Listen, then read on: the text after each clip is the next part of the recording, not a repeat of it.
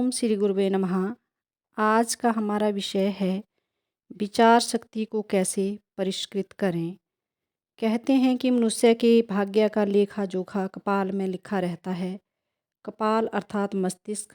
अतः मानव शास्त्र के आचार्यों ने है उचित ही संकेत किया है कि भाग्य का आधार हमारी विचार पद्धति ही हो सकती है।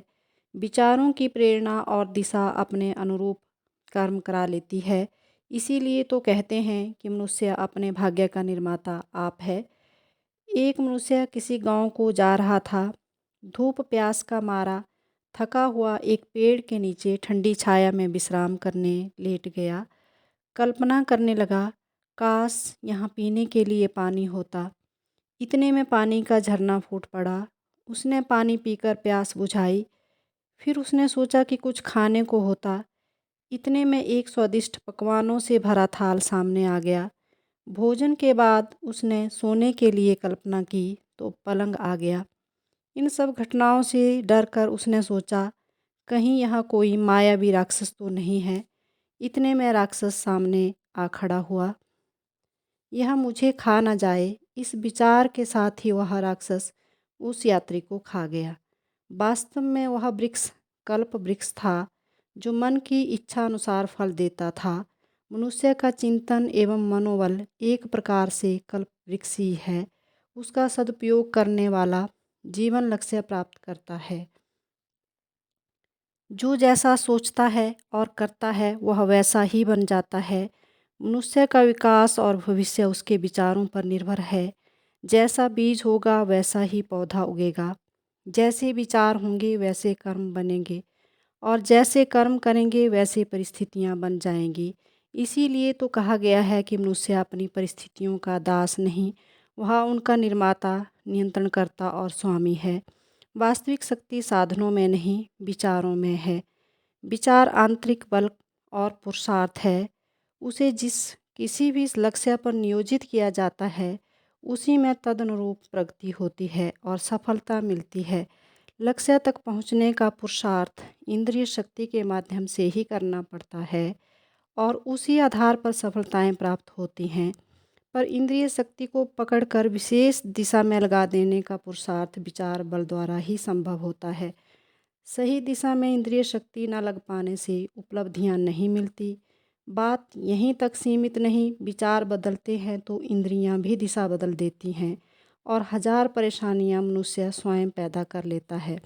रावण प्रकांड पंडित विद्वान ज्ञानी था, लेकिन उसने सत्पुरुषों जैसा व्यवस्थित चिंतन छोड़ दिया। लालची लोगों की तरह अस्त व्यस्त कर्म अपनाया, इसलिए अपने ज्ञान का ठोस लाभ समाज को न दे सका। आदर्शनिष्ठ चिंतन छोड़कर संकीर्ण स्वार्थगत चिंतन में हीन कर्मों में लगा दिया और दुर्गति करा ली।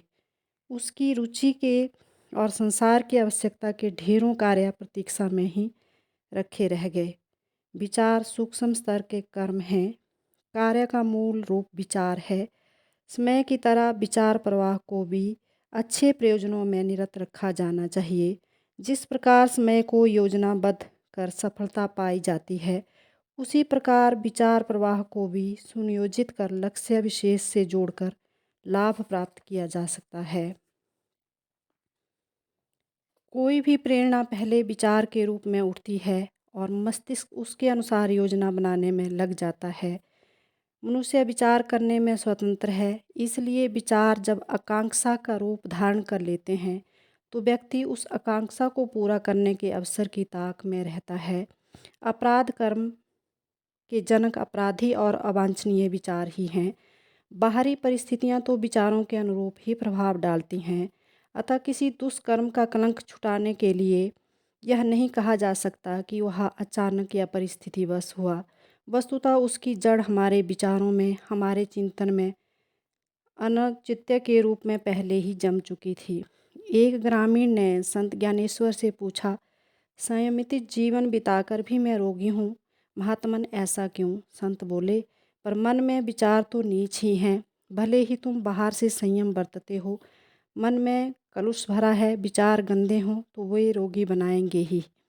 विचार संयम का यही स्वरूप है। चिंतन की एक एक लहर को रचनात्मक दिशाधारा में प्रवाहित करने हेतु किया गया कठोर पुरुषार्थ। अनगढ़ पशुओं की तरह मस्तिष्क रूपी झाड़ियों में उछल कूद मचाने वाले अनावश्यक विचारों को एकाग्रता के द्वारा अथवा उच्च स्तरीय उद्देश्यों में तन्मयता संपादन द्वारा सही दिशा दी जा सकती है। इस प्रकार समीक्षा करने पर हम पाते हैं कि विचार संयम के दो भाग हैं। एक है निग्रह, बिखरा को समेटकर एक दिशा में लगा देना, एकाग्रता संपादन भी उसी में आता है। दूसरा है विचारों को नीच चिंतन से हटाकर अच्छे उद्देश्यों के लिए नियोजित कर देना, अपने कर्मों में उत्कृष्टता को मुखरित होने देना। विचारों का असंयम ही इंद्रिय, वाणी, समय तथा अर्थ के असंयमों, शक्ति अपव्यय का मूल कारण होता है। विचारों की काट विचारों से होती है, इसलिए अनिवार्य है कि कुविचारों को सद्विचारों से काटने का महाभारत लगातार जारी रखा जाए। कुविचार और बुरे विचार ही मनुष्य के सबसे बड़े शत्रु हैं और वे ही पतन के गर्त में गिराने तथा प्रगति के पथ पर बाधा उत्पन्न करने के कारण हैं। वे तभी तक ठहरते हैं जब तक कि उनका प्रबल विरोध नहीं होता। श्रेष्ठ विचारों को चिंतन क्षेत्र में स्थान मिले और उन्हें कार्यान्वित होने का अवसर मिलते रहें तो कोई कारण नहीं कि वे हमारे गुण कर्म स्वभाव में सम्मिलित ना हो जाएं और उज्ज्वल भविष्य के निर्माण में महत्वपूर्ण भूमिका प्रस्तुत ना करें। कहीं से भी किसी प्रकार से भी जीवन को श्रेष्ठ समुन्नत बनाने वाले सुलझे हुए उत्कृष्ट विचारों को मस्तिष्क में भरने का साधन जुटाना चाहिए। स्वाध्याय से, सत्संग से, मनन से, चिंतन से जैसे भी बन पड़े वैसे ही वह प्रयत्न करना चाहिए कि हमारा मस्तिष्क उच्च विचारधारा में रमण करे। यदि इस प्रकार के विचारों में मन लगने लगे, उनकी उपयोगिता समझ पड़ने लगे, उनको अपनाते हुए आनंद का अनुभव होने लगे तो समझना चाहिए कि आधी मंजिल पार कर ली गई। जिस प्रकार हम दूसरे लोगों की समीक्षा करते हैं, दोष ढूंढते हैं, आलोचना निंदा किया करते हैं, इसी तरह वरना उससे भी अधिक कड़ाई के साथ अपने विचार संस्थान की गुण कर्म स्वभाव की परख करनी चाहिए। यह क्रम आत्मचिंतन के लिए एक नियत निर्धारित समय पर नित्य ही चलाना चाहिए।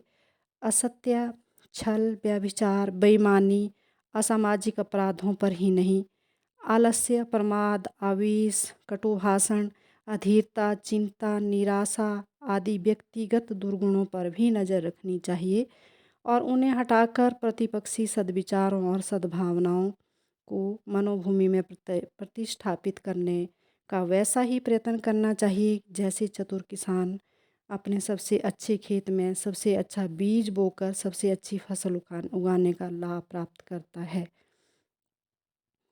प्रतिभाएं परमात्मा की देन होती हैं, ऐसा माना जाता है। इसी कारण हजारों में एक वैज्ञानिक, दार्शनिक तथा विषय विशेष का निष्णात प्रकांड पंडित बन जाता है। वस्तुतः परमपिता की यह कृपा बरसती सब पर एक साथ है। लाभ वे ही उठाते हैं जो अपने विचारों को रचनात्मक चिंतन एवं कर्तव्य में नियोजित कर लेते हैं। मनुष्य का चिंतन एवं मनोबल एक प्रकार से कल्प वृक्ष ही है। उसका सदुपयोग करने वाला जीवन लक्ष्य की प्राप्ति का अभीष्ट उद्देश्य पूर्ण प्राप्त कर लेता है। विचारों का प्रभाव छूत के रोगों के समान होता है। वे रोग जिन्हें हम संक्रामक कहते हैं, इसीलिए विचारों को भी संक्रामक कहा गया है। जो व्यक्ति आपके संपर्क में आते हैं उन पर आपके विचारों का संक्रमण होता है। यदि आपका मन शांत, संतुलित, स्वस्थ, सशक्त और प्रसन्न है तो आप वहाँ जहाँ भी जाएंगे वहाँ प्रसन्नता फैलेगी, शांति का संचार होगा। इसके विपरीत यदि आप में निराशा है, आपके हौसले पस्त हैं तो आप जहाँ भी जाएंगे वहाँ निराशा ही फैलेगी और उत्साहहीनता का ही संचार होगा और इसका असर आपके मन पर भी पड़ेगा। आप भगवान से प्रार्थना करें, अस्तो माँ सद्गमया, हे प्रभु हमें असत्य से सत्य मार्ग की ओर अग्रसर होना है, हमें उधर ही ले चलें। आपको चाहिए कि आप ऐसे व्यक्ति बने जो सफलता के प्रतिबिंब हैं, जो दूसरों के सहायक हैं, जो दूसरों को ऊंचा उठाने का यत्न करते हैं, जो दूसरों की सहायता करते हैं, जो दूसरों को अंधकार से प्रकाश की ओर ले जाते हैं। वस्तुतः वही सच्चे सहायक हैं।